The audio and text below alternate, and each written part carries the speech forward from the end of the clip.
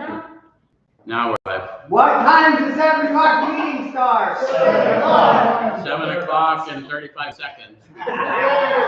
Because we had a technical difficulty. Sorry, it looks like I'm sitting in the shadows. It's because we got bright sunlight here. Maybe it'll improve over the broadcast.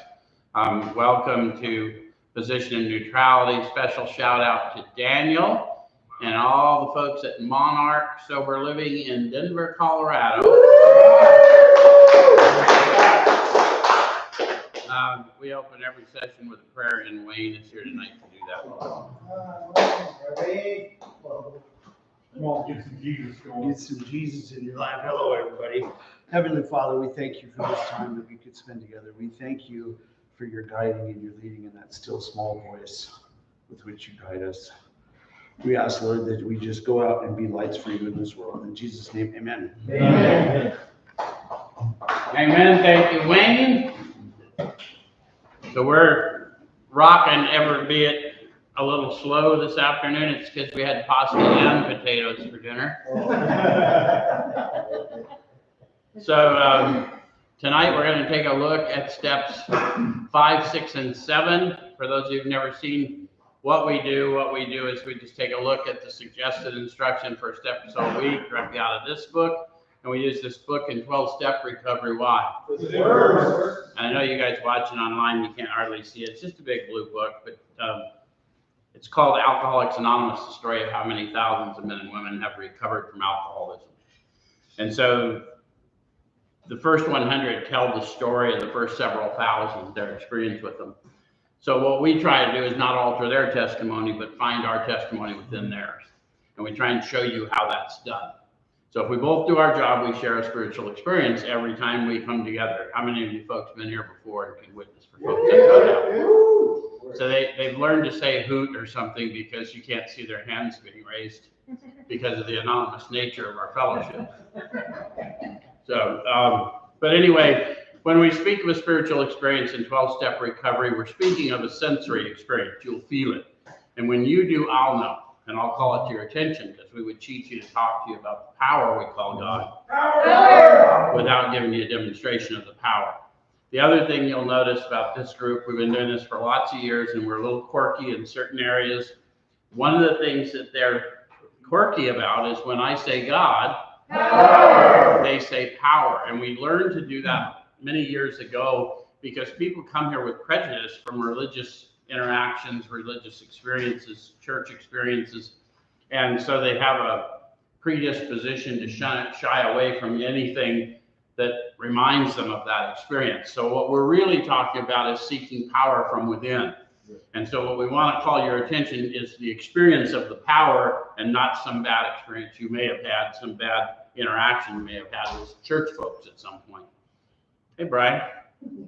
So tonight we're in steps 5, 6, and 7, and that starts in chapter 6 of the book, a chapter entitled Into Action. So we went from how it works into action. So they're assuming a decision has been made and the first step of action has already been taken, searching and fearless moral inventory of me. And now from there, what am I going to do about this inventory that I've created, my first step of action as a result of that prayer? Make sense? Yeah. And the reason we go right into action is very self-explanatory. People in addictive disorder have been trying to think their way into better acting for a long time. Correct? Yes. What the AAs learned is they were going to have to act their way into better thinking. So your thinking will be rearranged over time. Does that make sense? Yep. And to the extent that you apply yourself to the principles within the manner of living. Does that make sense? Yep. All right, so it says, having made our personal inventory, what shall we do about it? So I brought you up to that point, right? They're assuming a personal inventory is made before you hear, right? So how many of you had to decide what to do about your personal inventory, and how many of you had someone showing you what to do about it? Showing. Almost to a person, all of us had someone show us in the modern era. And in fact, back then too, but their original vision was they could send the book out, people would read it and recover on their own. right? And they found that it really needs that human interaction, that impartation, and that calling to attention, that spirit stirring within them. Yeah? Yeah. So we've been trying to get a new attitude, a new relationship with our Creator, and to discover the obstacles in our path. So that's what they were trying to do. Is that what you were trying to do? And for those of you who haven't had it explained to you, if you're thinking you're atheist or agnostic, if that's your persuasion, then you may want to know, why would I want a new relationship with a Creator I don't believe in? Logical question, right? Well, this is their experience, not a theology, and it's not a theory. So half of them were atheists or agnostics, and they found that the way they thought did not block them from the experience, as long as they moved in the action. Does that make sense?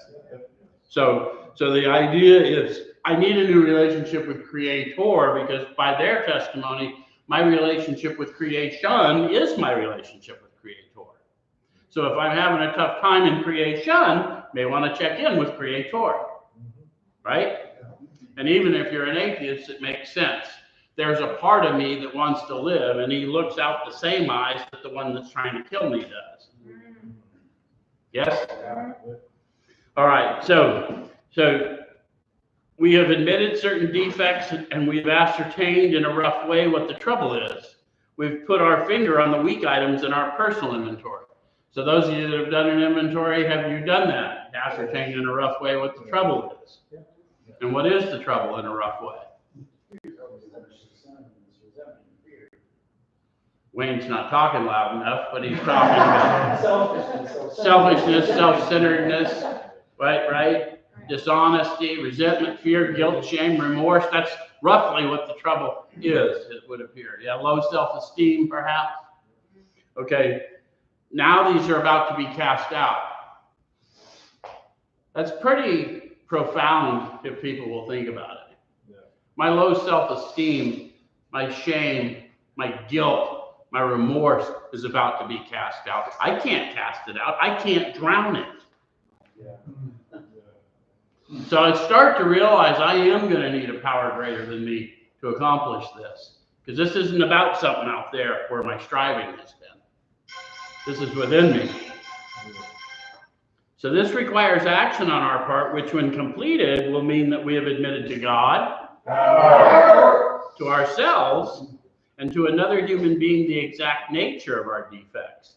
This brings us to the fifth step in the program of recovery mentioned in the preceding chapter. So in how it works, they told us all the steps in order, yes? Yes. And they gave us instructions for step 4 and then sent us on our way. Yeah? All right. So this is perhaps difficult, first thing they say. I think everyone should think about that, because they write this in past tense at this stage of the book. Mm-hmm. So what they're saying is, just because you have experience doesn't mean the person you're sitting with has the same experience.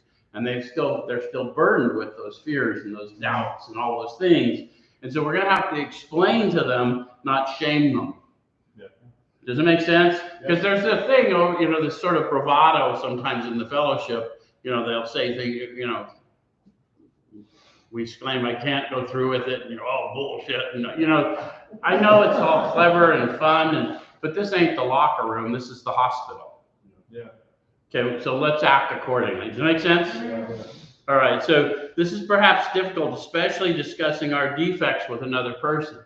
Can you remember back the first time you had to disclose this, and maybe you're working with somebody that was showing you good attention for the first time in a long time, and the one thing you did not want to do is disappoint them and you, because you disappointed everyone you'd run into for years. So this is a serious moment. We should treat it so, yes? Yeah. So it says, we think we've done well enough in admitting these things to ourselves. How many of you have tried to get someone through a fifth step and you knew they were holding back? Yeah. How did we respond to them? Because approach determines response, folks. Try and remember that. Approach determines response. If we'll acknowledge that fear, I don't want them sitting in fear. Maybe I could tell them, look, I feel your fear. I don't want you to stay there. I once felt and thought like you do, but I don't think I'd have made progress had I not taken action. This is the action I took. Does it make sense? Yeah. Some of you felt that. Who felt that? Yep. Yeah, it just makes better working with others if we're just empathetic, remember what it feels like to be brand new. All right, so there's doubt about that. In actual practice, we usually find a solitary self-appraisal insufficient. Well, how would they know that? They done. They tried it. Yeah. How many of you tried a solitary self-appraisal in the last week or so? Been sober a long time. Probably had something you should discuss with somebody else, even if it's the power within you, but I'll settle this. This is a manner of living we're trying to grow into, Yeah. right? And we can share that moment with them. Yeah. Because it doesn't mean a total failure. It just means that I pretended I had power in this area of my life. And I'm learning I have a whole lot less power than I originally once thought I did. Yeah. So many of us thought it necessary to go much further. We'll be more reconciled to discussing ourselves with another person when we see good reasons why we should do so. The best reason first, if we skip this vital step, we may not overcome drinking. So you want to ask yourself that question first. Are you trying to overcome whatever behavioral disorder brought you here?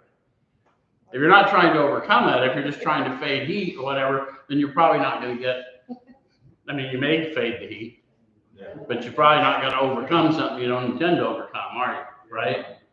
But if you really are here, then this is, even though the fear is palpable at this point, this is not the one to skip because it's vital. Yeah. Right? When they talk about vital, when they talk about a vital organ, they're not talking about, you take it or leave it. Right? So usually when they use that word, there's implications. Yes? Yes. Okay. And you want to pay attention to words they use because they looked in a thesaurus in a dictionary and they agreed on every word with 100 people. So they may have had different definitions of the word, but at least the word fit. So you know what I mean? They meant the words they said, and they said the words they meant. Right. All right, so time after time, newcomers have tried to keep themselves certain facts about their lives. So how many of you have tried to keep certain facts about your life to yourself? How many times this week? Right? It's a matter of living. There's just certain things that we're just not ready to discuss with the masses. And there are certain things we shouldn't, right? But if we're trying to grow spiritually, what we do need to understand is there are no secrets in the realm of the spirit. So at least two of us know everything that's going on with me all the time. Me and the one who animates me. Does it make sense? Yeah. So trying to avoid this humbling experience, they have turned to easier methods. Almost invariably, they got drunk. So how many of you ran around in guilt, shame, and remorse and kept trying to push it down, and you got more and more angry and restless, and then all of a sudden you found yourself high again? So we know the story, right? The doctor opined years ago, they're restless, irritable, and discontented until they can again experience that sense of ease and comfort that comes at once by taking a few drinks. Drinks they see others taking with impunity. So the world keeps lulling us back out no matter what our thoughts are about it, yes? Yeah. Until I find a replacement for that, which is the whole point of growing spiritually. Yeah. All right, so having persevered with the rest of the program, they wondered why they fell. So how many of you had that, just did everything you thought you were supposed to do, and then one day, not so much? We laugh about it, but it wasn't funny at the time, right? Right? Okay, so the point is, first of all, you may have been misinformed. There is no rest of the program. There's no such thing. It's a manner of living. I agreed when I made my third step decision that as long as I had breath in my lungs, I would use it to advocate for my brother or sister. That's my agreement. So there ain't no rest of the program. If you're not still serving, then yeah, you're not in the program. You may be doing something else, but you're not doing AA. Does that make sense? Yeah. Okay. So, and it says, we think the reason is they never completed their house cleaning. How many of you had things that you were ashamed about, and then one day you got to walk somebody else through that precise thing, and all of a sudden your mind was changed about that particular phase of your life, and now it's not something you want to share at, parties with mixed company, but you see the value of the experience, yes? Yes. Okay. So they took inventory all right, but hung on to some of the worst items in stock. They only thought they had lost their egoism and fear. They only thought they had humbled themselves. They put thought in italics. Why would they have done that? It's important. It was important to them, but let's try and figure out why. Let's put ourselves in their testimony. The main problem centers in the mind. Yeah, the main problem of the addict centers in the mind. So how many times have you thought yourself free and recovered and then found out you still had some human frailties? Because I'm not just talking, I mean, drugs and alcohol are a symptom, right? So it says they only thought they had humbled themselves. How many of you realize that if you think yourself humble, you've lost your humility? It's impossible for a human being to think or act their way into a state of being. So we write books about it, but it's not possible. The minute I'm aware of me, there I are. Yeah. So to be rid of self or manifestations of self, I have to be in the control of this power. Does that make sense? That doesn't mean I run around like that as a God missile. What I'm trying to say is when I'm focused on what I'm trying to do, I'm taking my direction from here, not from here. Yeah. Okay, but they had not learned enough of humility, fearlessness, and honesty in the sense we find it necessary until they told someone else all their life story. All's in italics. They thought that was important. Why? How many of you found out you really didn't start to live in any meaningful way until you made a decision and started walking in this manner of living? Yeah. You're kind of running around half dead, a lot of us, right? Or all dead, many of us. Yeah. Biblically, there was a teacher one time, and when he was called on the question, who are my brothers and sisters? He said, aren't they the ones that seek and serve the Lord? And they said, you know, my father died, I need to go to his funeral. And he said, let the dead bury the dead. So I'm not trying to teach religion here, but this isn't a new discovery that until you awaken spiritually, you're really not living. That's the point. And most AAs that are in the manner of living will witness to you that's true for them, right? All right, so more than most people, the alcoholic leads a double life. So more than most. He's very much the actor. To the outer world, he presents his stage character. This is the one he likes his fellows to see. So how many of you had a persona that you enjoyed? How many of you sometimes did things to tarnish the persona people had of you? My friend Jeff's here tonight, firefighter, hero, and, you know, guilty drunk driving incident that sent him to prison. That's embarrassing for a firefighter and a first responder. So he had a persona, which was in fact true. He was a hero many times over. Everyone knew it. And he was also a zero in his own mind and in the minds of some first responders because of what alcohol and drugs did to him. So some of you felt that. And Jeff's told me in advance that he doesn't mind me throwing him under the bus. So there you have it. I threw myself under the bus.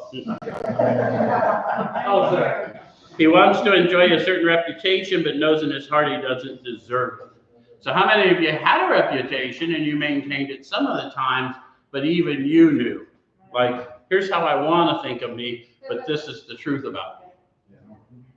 Okay, so they're calling to your attention a sensory battle between your heart and your mind. Yeah.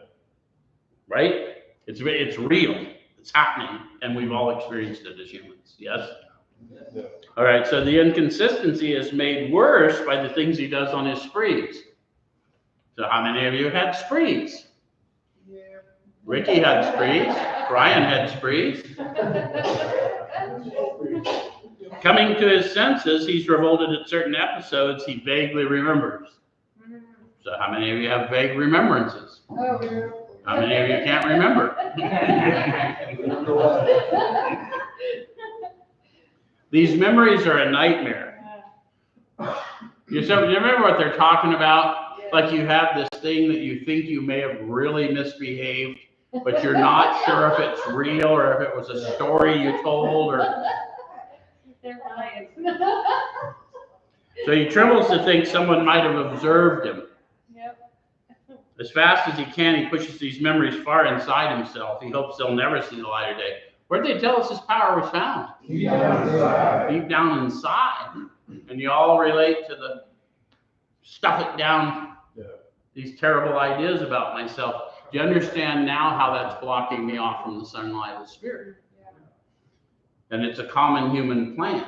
It's not a very good plan for a human with addictive disorder, right? Because we need access to that power more and more, yes? All right, so he's under constant fear and tension, and that makes for more drinking.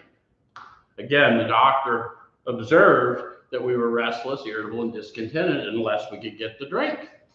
So no matter what my intent to not drink, when this starts happening, I'm under constant fear and tension. I got to let off a relief valve somehow, and so I ingest spirits because I haven't access to spirits within. Does it make sense? So psychologists are inclined to agree with us. How many of you made a few trips to psychiatric providers? Either purposely or not so much. Right. Okay. So says we've spent thousands of dollars for examinations. We know but few instances where we've given these doctors a fair break. We've seldom told them the whole truth, Never. nor have we followed their advice. Never. Do you relate to that?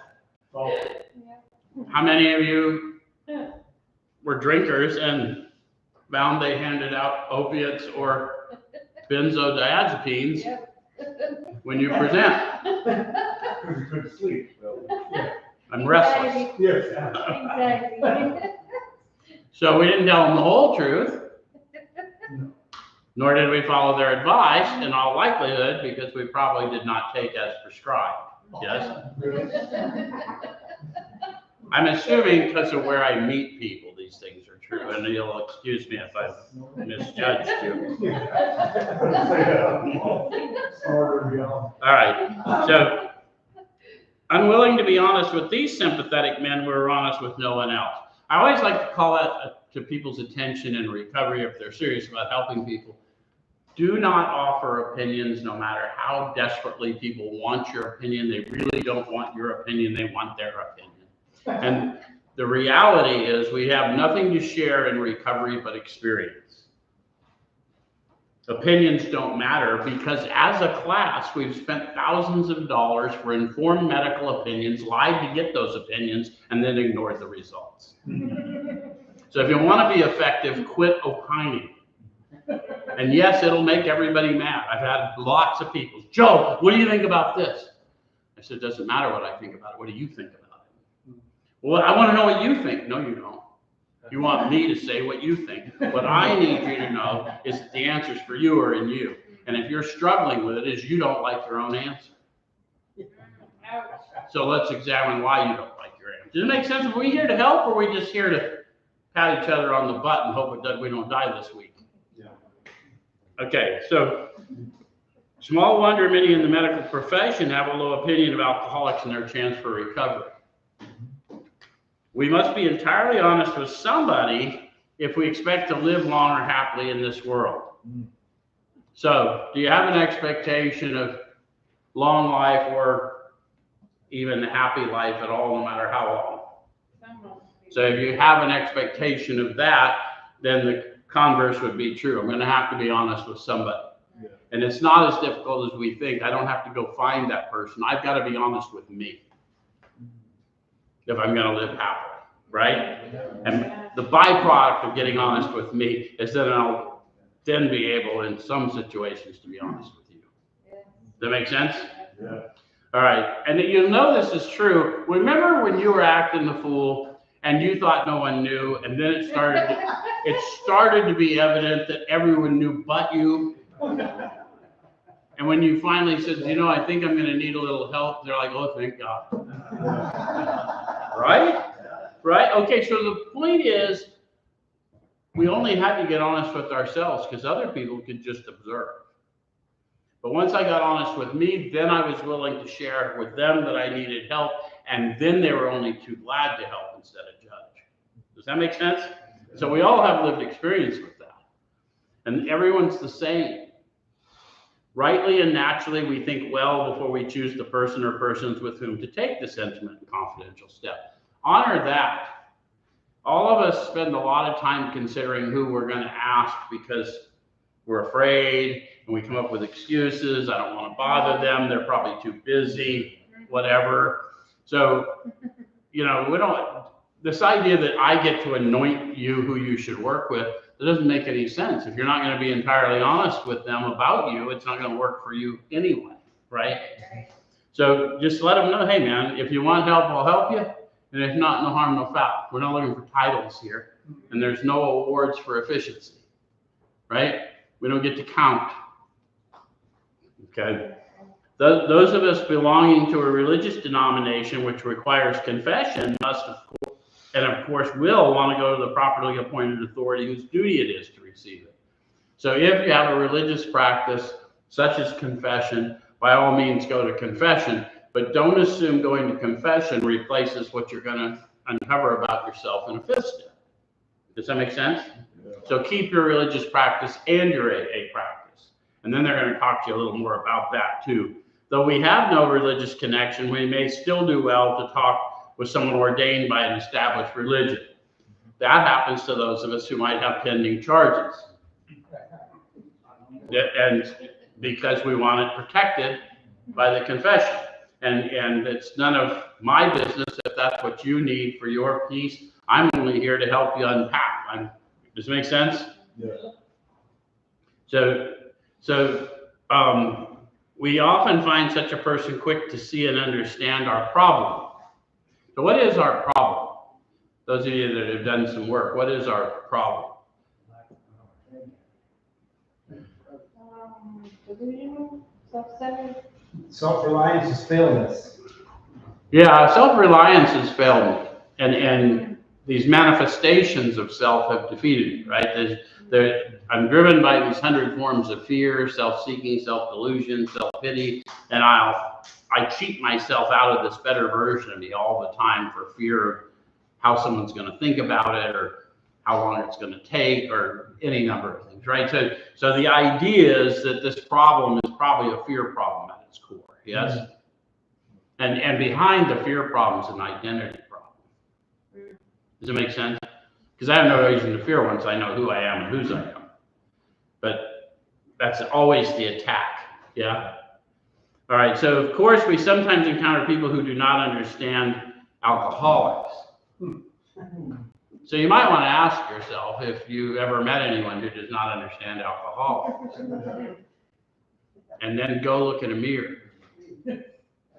Because the truth is we are not understandable folks. We appear perfectly normal in many instances, and we are completely unhinged in others. And we get mad at people who are exactly like us when they haven't had the benefit of a spiritual awakening to correct it, even though for egoic reasons we've brought them in to save them, and instead of being saved, they rob us of our possessions. And we should not be surprised, but it's our lack of understanding that allows that to happen. Does that make sense?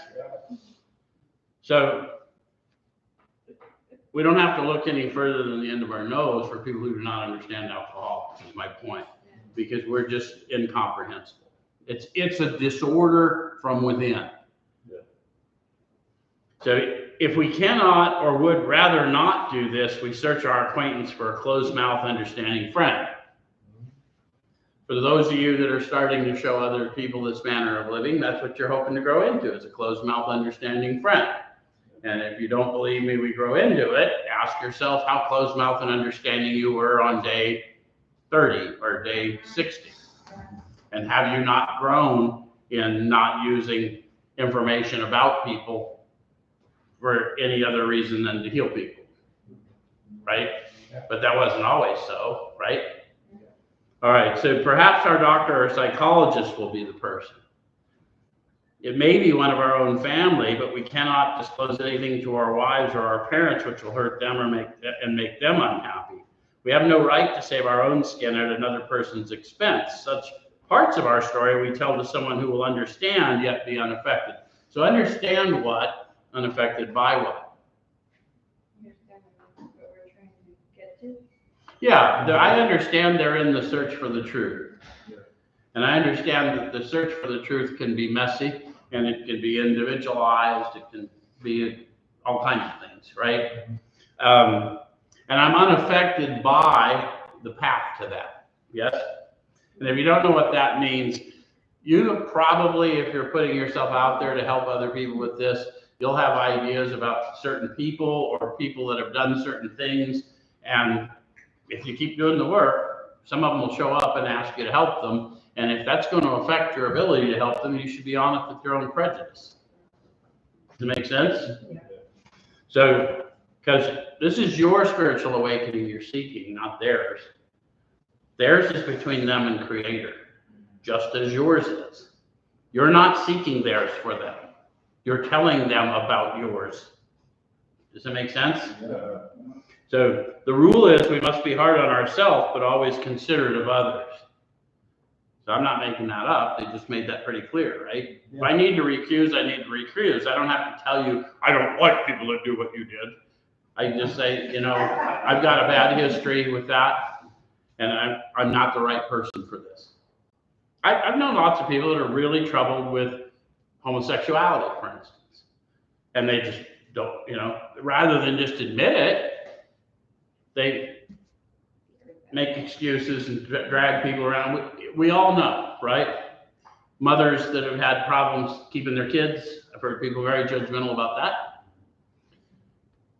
You know, in the populations I've served, people that have sex offenses, they don't know the details of, but it says it on their rap sheet. So we hate them, we kill them. We probably shouldn't be working with them in the steps. Does it make sense? Yeah. Okay. So notwithstanding the great necessity for discussing ourselves with someone, it may be that one is so situated that there is no suitable person available. So you want to ask yourself, is that true wherever you are today? Is that true in Denver, Colorado? Is it true in Phoenix, Arizona? There probably is somebody available.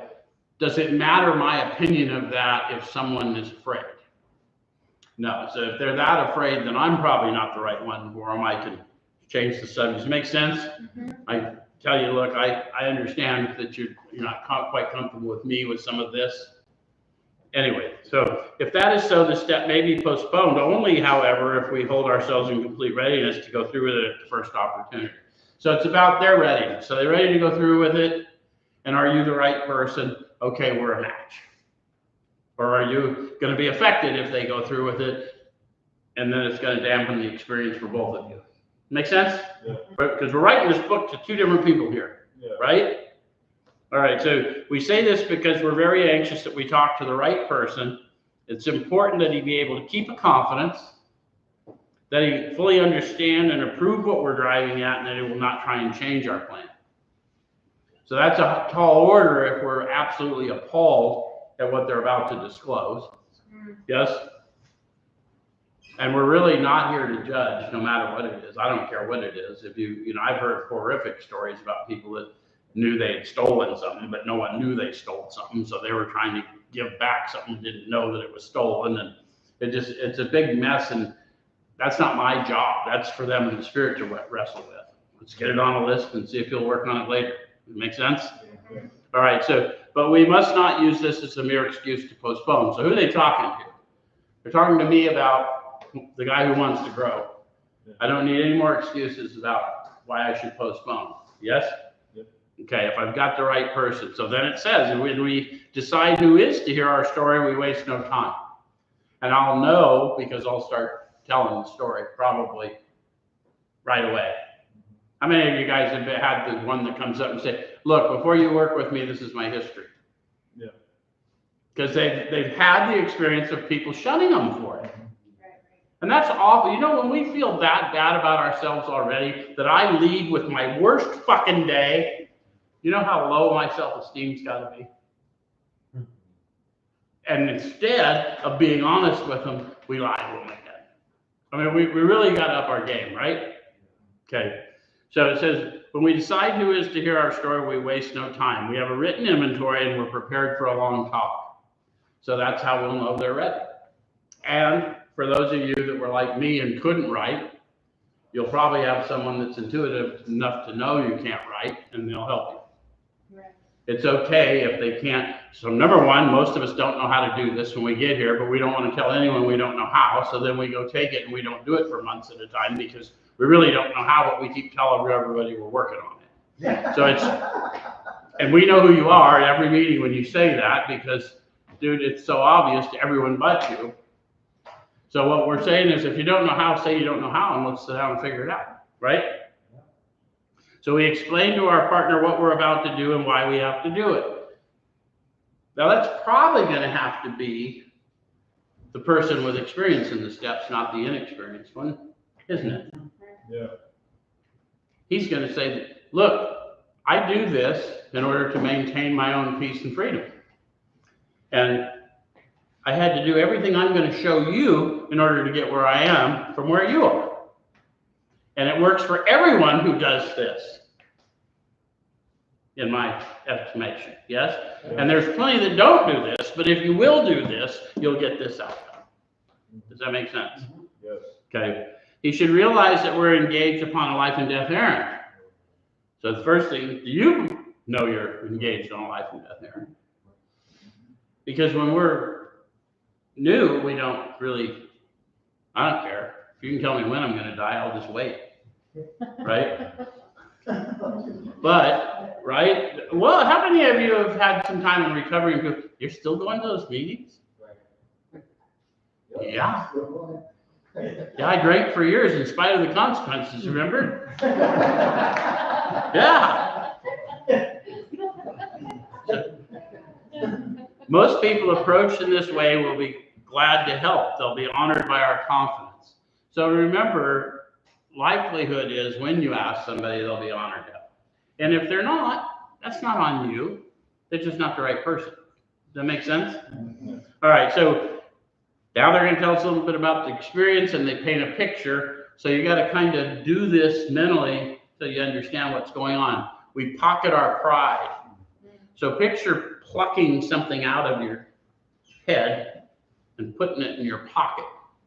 And it's usually that silly little idea about that one little thing you're going to shade or ignore altogether. Right? To a person, everyone wants to hold something back or they want to spin it. Yes? Yeah. You're already thinking of some, aren't you? Wayne's giggling. All right. So, illuminating every twisted character, every dark cranny of the past. What do they mean by every? Even that one little thing that you're starting to convince yourself it's insignificant right now. If it came to mind, it's in the way. Does it make sense? Once we have taken this step, withholding nothing, we are delighted. So they give you a promise and condition. Actually, two conditions. What was the promise? We are delighted. So what were the conditions? So we're going to have to get to the other side of it, and we're going to have to unburden ourselves. Yes? Yeah. And at that point, we should be experiencing delight, because everything's about an experience. How many of you got to that point and did not feel delight? Because it happens. So I like to call it to people's attention. The person walking you through it will probably feel something shift. You may not. They may not call it to your attention because they're newer in their recovery. But the reality is sometimes we're holding on to old ideas and so the shift doesn't come. And I'll get to that before we're done. Does it make sense? Yeah. All right. So we can look the world in the eye. We can be alone at perfect peace and ease. So you're going to know a lot about it when you get your period between when you finish the step and when you're ready to move forward, because they're going to suggest about an hour. And if you're not able to sit there at peace and ease during that time, there's probably more to talk about. Does it make sense? even if it's just clarity. Yeah. So our fears fall from us and we begin to feel the nearness of our Creator. Notice how they're talking unapologetically about a sensory experience happening to them. They're feeling the nearness, right? It says we may have had certain spiritual beliefs, but now we begin to have a spiritual experience. So they're shifting me from what I think, right? They said that your beliefs, you should not be disconcerted. Your experience will change your mind. This is where that starts to happen. It may not happen in 2, it may not happen in 3, but by this time, you start feeling the shift. Make sense? Yeah. It says that the feeling that the drink problem has disappeared will often come strongly. So that's a promise and a warning. How many of you got through a 5th step and you'd never gotten that far before? And you thought, whew, done. People laugh, so maybe you didn't say to yourself done, but maybe you took a long pause. Okay, the reality is you may get some relief, but if you don't keep going, the insanity returns. Does it make sense? Because I'm not repurposing it yet. I've just identified it and started to realize the difference between the spirit and me. So we feel we're on the broad highway walking hand in hand with the spirit of the universe. So they said that's how they feel. So it's a lot of flowery metaphor, but how many of you, when you got through this for the first time and the person you were with wasn't judging you and you knew they weren't judging you and you felt like, man, I got that off my chest, I can be authentic at least with one other person, my world just doubled. Yep. Right? Exactly. Yeah. Okay, so that's all they're talking about is we get a progressive freedom to the extent we use our testimony to lift others up. And our world gets infinitely bigger if we're willing to share it with enough folks. Does it make sense? So returning home, we find a place where we can be quiet for an hour. That's how you're going to know if you can be alone. The perfect peace and ease. See, it's all intentional. This is all experiences people have had. Carefully reviewing what we've done. So what have we done? Share a whole life story. And maybe we've shared the part that was blocking us, because I've known people that were so wrecked. I was pretty wrecked. Denise was so wrecked. Her sponsor said, look, let's just talk. Yeah, Brian was pretty wrecked. I have firsthand knowledge of that. Matter of fact, pretty wrecked is not the picture. I want to talk about something that's been run over by a train and eaten by dogs for a week. That was Brian. Yeah. So anyway, the point is, if we're that wrecked, we're going to pick at it a little bit at a time. And we're going to act our way into better thinking. So we'll get some stuff out of the way. We'll get a little freedom. We'll start doing more, and revelation will come. Yeah? Inspiration will come. So then it says we thank God from the power from the bottom of our heart that we know him better. Guys, it's so important we call that to the attention of the new guy. Don't say that prayer if you don't know him better. If you don't know what I'm talking about when I tell you that the power we call God is a sensory experience that you feel flowing within, and it is shared by others in our presence. If you don't understand that, then I missed something with you. Right? Because that's the first honest prayer most of us ever said. Thank you for revealing yourself to me in such a tangible way. That makes sense? Because I meant it. Because I was instantly rearranged, even though I was a mess for a long time afterwards. Because there, again, it takes a while for the mind to catch up. Taking this book down from our shelf, we turn to the page which contains the 12 steps. So we're going to do that in a minute. Carefully reviewing the first 5 proposals, we ask if we've omitted anything, for we're building an arch through which shall walk a free man at last. Is our work solid so far? This is what we're going to go back through, right? Have we tried to make mortar without sand? So let's go back to page 59. Yeah? Yeah. And it says, number 1, we admitted we were powerless over alcohol, dash. So powerless when?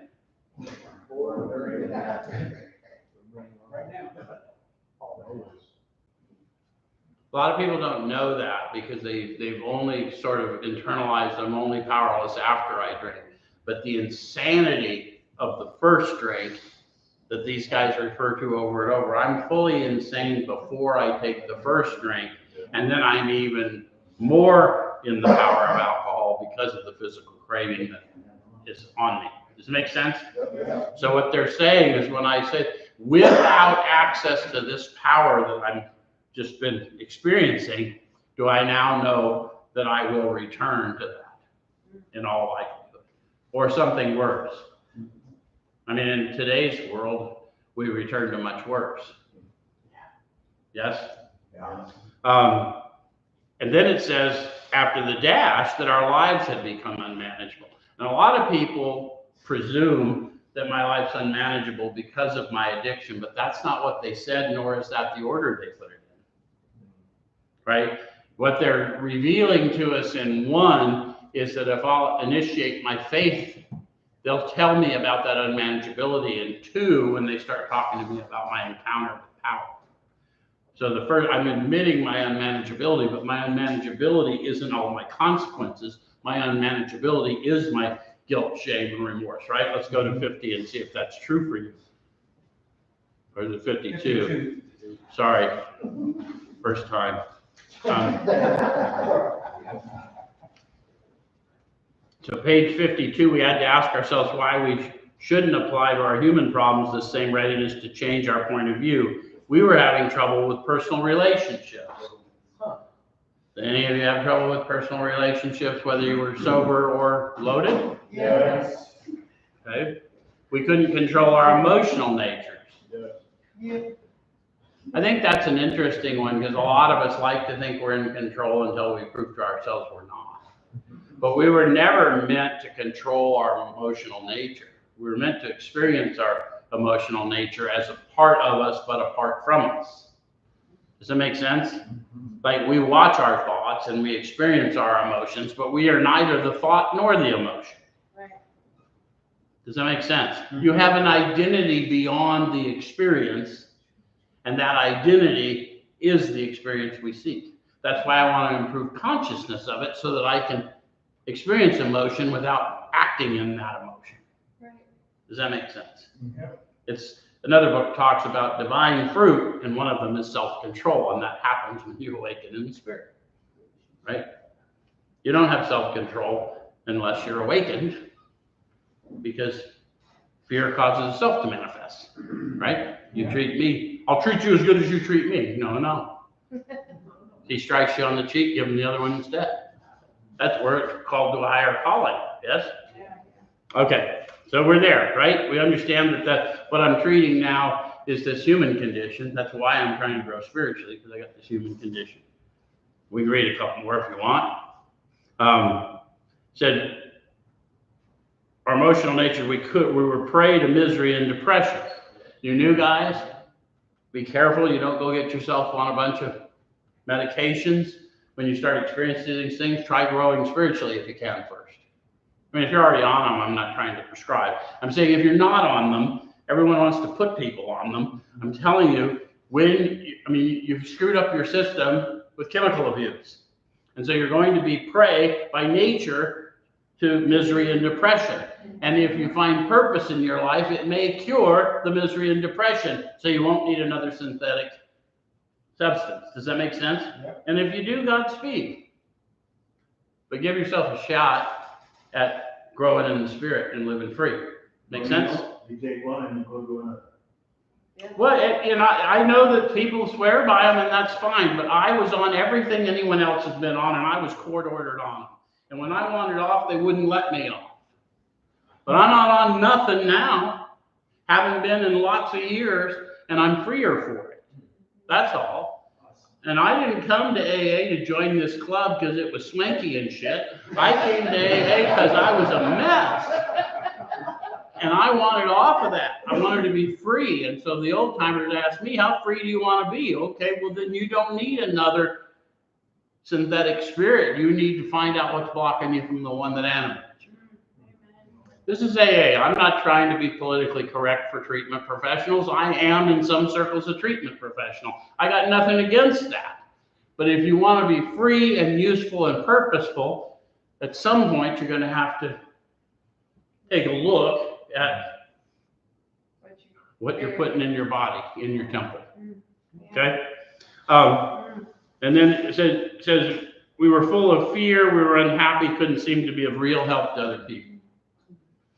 And so, we move on. That makes sense. So that's the other half. So we're good with that so far?